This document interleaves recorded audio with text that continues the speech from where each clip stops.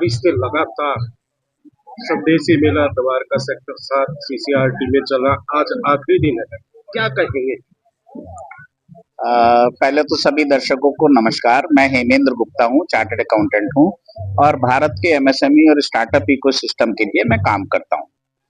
ये द्वारका के CCRT ground में जो एक स्वदेशी मेला चल रहा है, इसका मुख्य उद्देश्य है कि छोटे छोटे व्यापारी, माइक्रो एंटरप्रेन्योर, आर्टिसंस, जिन लोगों को अदरवाइज मार्केट नहीं मिल पाता है, उनको बाजार देना, उनका कस्टमर्स के साथ इंटरेक्ट कराना, जिससे कि वो अपने माल को अधिक से अधिक संख्या में बेच सकें। यही इस मेले का मुख्य उद्देश्य है।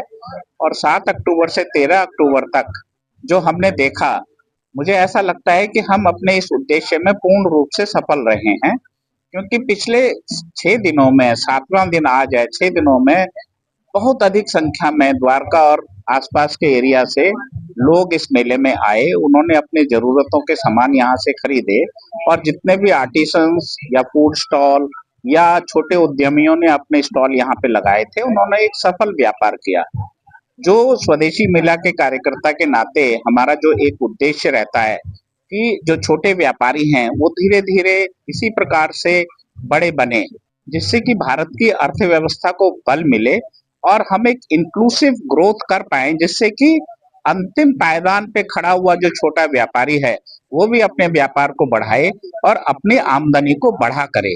इसी से ही भारत की जो पुरानी एंशियंट इंडिया की जो एक स्थिति होती थी, जिसे हम सोने की चिड़िया के नाम से जानते हैं, तो ये जो छोटे स्वदेशी मेले हो रहे हैं, ये एक तरीके से एक एमएसएमई के लिए आंदोलन है, ये एक मूवमेंट है, ये कारवां है। इसी पे चलते ही भारत दोबारा से अपनी वो जो सोने की चिड़िया की स्थिति है उसे पाएगा, क्योंकि एक बहुत अधिक संख्या में छोटे व्यापारी, जो भारत में इस समय लगभग 7 करोड़ के आसपास एमएसएमई हैं, वो अपने प्रोडक्ट्स को बेचेंगे और एक बड़े व्यापारी के रूप में स्थापित होंगे। तभी हमारा देश सोने की चिड़िया के अपने पद को दोबारा से पा पाएगा। इसीलिए हम इस आंदोलन को सोने की चिड़िया 2.0 की संज्ञा देते हैं कि हम फिर से इस आंदोलन में भाग लें। और सभी लोगों से मेरा एक आह्वान है, एक एक प्रार्थना है कि अधिक से अधिक संख्या में स्वदेशी वस्तुओं का प्रयोग करें, अपने जीवन से विदेशी वस्तुओं को निकालें और स्वदेशी वस्तुओं को उपयोग करना शुरू करें, जिससे हमारे देश की अर्थव्यवस्था शुरू होगी। एक छोटा सा एग्जाम्पल देता हूँ कि अगर 10 व्यक्ति 100 रुपए का सामान खरीदते हैं, तो भारतीय अर्थव्यवस्था में, भारत के जीडीपी में 1000 रुपए से बढ़ोतरी होगी। लेकिन अगर वही 10 व्यक्ति 100 रुपए का विदेशी सामान खरीदते हैं, तो भारत की अर्थव्यवस्था वहीं की वहीं रहेगी, नहीं बढ़ेगी। तो अगर हम चाहते हैं कि भारत की अर्थव्यवस्था बढ़े और हम जल्दी से जल्दी दुनिया की तीसरी बड़ी अर्थव्यवस्था बने, तो ज्यादा से ज्यादा स्वदेशी सामान का प्रयोग करें। जय भारत, जय स्वदेशी। नमस्कार। मेरा नाम प्रमोद है और मैं मेला टोली का सदस्य हूँ और सुरक्षा की जिम्मेवारी मुझे दी गई थी। जिस तरह से इतना भव्य मेला द्वारका में लगा हुआ है, इसकी सुरक्षा को हमने सर्वोपरि रखा और सुरक्षा को कई लेयर में हमने डिवाइड किया है। सर्वप्रथम अगर आप देखेंगे तो हमारे सिविल डिफेंस के जवान, जो कि पार्किंग से लेकर के, गेट से लेकर के शॉपिंग एरिया जो है, हर जगह आपको तैनात दिखेंगे। करीब हमने 25 जवान तैनात कर रखे हैं। हर चौक पे, हर मोर्चे पे उनको तैनाती कर रखी है और बहुत ही तंदुरुस्त उससे काम कर रहे हैं। दूसरा लेयर हमने सीसीटीवी का रखा हुआ है। हर जो स्टॉल है आपको सीसीटीवी के दायरे में है, एंट्रेंस दायरे में है, पार्किंग दायरे में है। तो सीसीटीवी के पास हमने एक सुरक्षा अधिकारी को बैठा रखा है, जो पूरे मेला संचालन जितना देर होता है वहाँ पे वो देखते रहते हैं, सीसीटीवी से निगरानी कर रहे हैं। तीसरा हमारा सुरक्षा होता है फायर का। फायर के लिए हमने एक बड़ी गाड़ी मंगा रखी है और 24 आवर वो गाड़ी यहीं खड़ी रहती है। आखिरी दिन है, क्या कहेंगे लोगों को जो मेले में है और जो इस बार भी नहीं आ?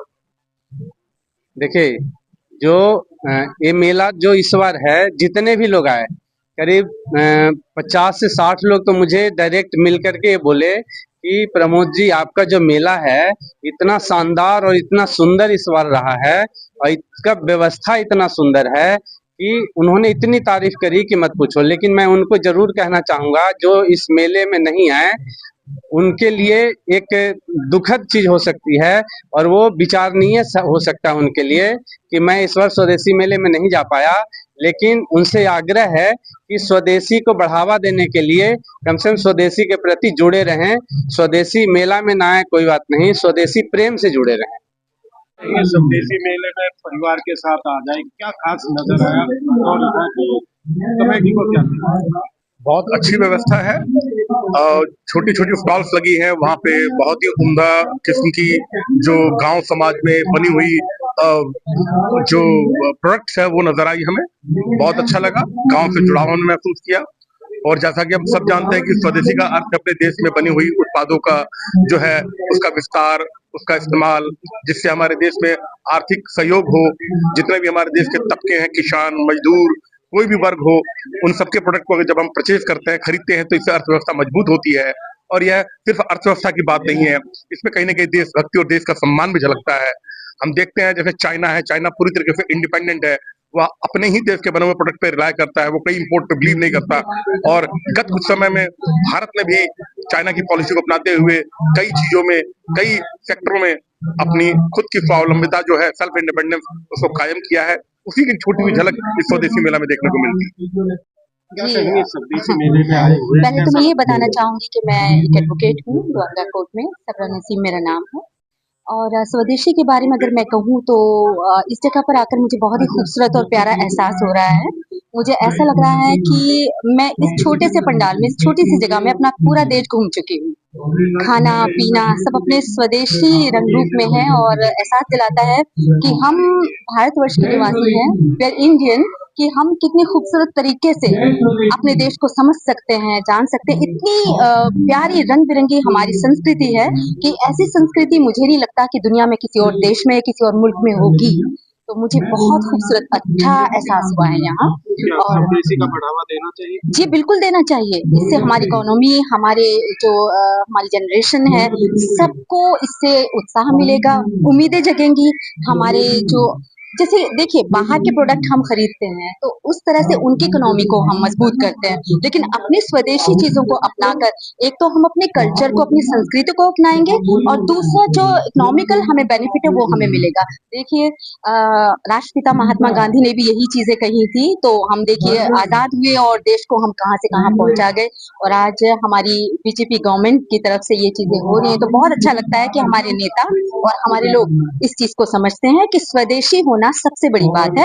स्वदेशी का मतलब है हम खुद को जी रहे हैं, हम आर्टिफिशियल जिंदगी नहीं जी रहे, हम खाना पीना अपना शुद्ध अपना रहे हैं और अपने यहाँ की चीजों को प्रमोट कर रहे हैं। इंडिया को देखने, भारत को देखने लोग इसीलिए तो आते हैं कि हमारा रंग बिरंगा कल्चर उनको भी उत्साहित करता है, आकर्षित करता है। तो मुझे लगता है ये बहुत ही खूबसूरत जो है अरेंजमेंट है और ऐसा होना चाहिए, हर साल होना चाहिए, जैसा कि अब तक होता रहा। क्या नाम? जी नमस्कार, मैं एडवोकेट ब्रह्मानंद दुबे। ब्रह्मानंद जी, आपने स्टॉल लगाया था स्वदेशी मेले में। जी, क्या है उसमें? दिव्य ज्योति जागृति संस्थान, जिसके फाउंडर एंड हेड है श्री आशुतोष महाराज जी, उनका एक प्रकल्प है अंतर्दृष्टि, जो ब्लाइंड लोगों के सहायता कार्य करती है। जी, कैसे सहायता करते हैं उसके? सहायता जो प्रोडक्ट ब्लाइंड लोग बनाते हैं उसी को हम लोगों तक पहुंचाते हैं, और जो भी सेवाएं मिलती है उस सेवा को धनराशि रूप में या किसी भी तरीके से उन लोगों तक पहुंचाते हैं। तो कैसे कॉन्टेक्ट हो पाता है? कांटेक्ट काउंटर लगाए हुए हैं हम लोग मेला में, और लोग आते हैं और उनको हम बताते हैं दिव्य ज्योति जागृति संस्थान के उसका। मेले के अलावा भी कहीं ऐसे स्टॉल? हाँ जी, ऐसे बहुत सारे स्टॉल्स लगते हैं, जैसे हमारा साउथ ब्लॉक, नॉर्थ ब्लॉक में लगता है, सेंट्रल सेक्रेट में भी लगता है, मारुति में भी लगता है, एरो सिटी में लगता है, और बहुत बड़ी बड़ी ऑर्गेनाइजेशन जो कि हमें इनवाइट करते हैं वहाँ पर हम लगाते हैं इन्हीं सब लोगों के सहायता। सरकार की तरफ से भी कोई मिलती है? नहीं, सरकार की तरफ से एनजीओ जो है हमारी दिव्य ज्योति, उसको मिलता है, अलग अलग यूनिट को नहीं मिलता है, लेकिन प्रयास रहते हैं कि इस यूनिट को भी मिले। तो क्या कहना चाहेंगे सरकार से अपील है या जनता से अपील है? जनता से अपील है जी, जनता से ही सरकार बनती है। जनता से अपील है कि बढ़ चढ़ के ब्लाइंड लोगों का सहायता करें। इसको देखते हुए फिर सरकार जो होगी आगे कदम उठाएगी, सराहनीय ही होगा, लेकिन इसमें सबसे बढ़ चढ़ के हिस्सा लेना चाहिए हमारी जनता को।